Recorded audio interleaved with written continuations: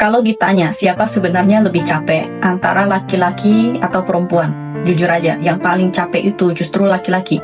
Mungkin banyak perempuan bakal protes, lah, kita ini juga kerja, ngurus anak, ngurus rumah, semua dikerjain. Benar, tapi coba dengar dulu sampai habis, biar kamu paham kenapa laki-laki sering lebih lelah dari yang kelihatan. Seorang pria dari muda sampai tua pikirannya nggak pernah lepas dari keluarga. Setiap hari waktunya habis buat kerja. Uang yang dia hasilkan pun jarang dia pakai buat diri sendiri. Semuanya buat istri, anak, dan rumah. Yang tersisa cuma kerutan di wajah dan tubuh yang makin lama makin lelah. Kenapa banyak yang bilang pernikahan itu kayak kuburan kehidupan?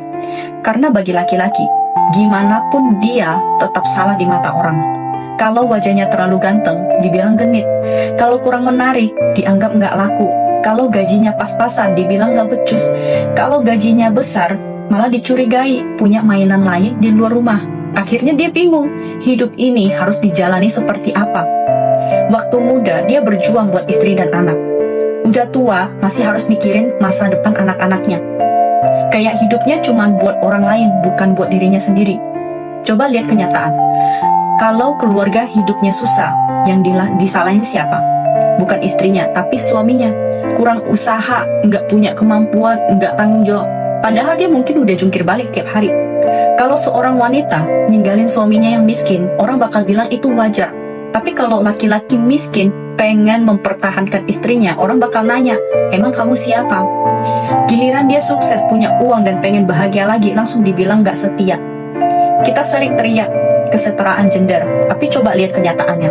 Laki-laki dituntut buat jadi anak yang berbakti, suami yang bisa menafkahi, ayah yang bisa jadi panutan, dan pekerja yang nggak boleh salah langkah sedikit pun. Karena sekali jatuh, yang ikut jatuh bukan cuma dia, tapi seluruh keluarganya. Beda sama perempuan. Kalau dia memutuskan untuk istirahat di rumah, nggak ada yang nyalain. Tapi kalau pria kehilangan pekerjaan, semua mata langsung menghakimi.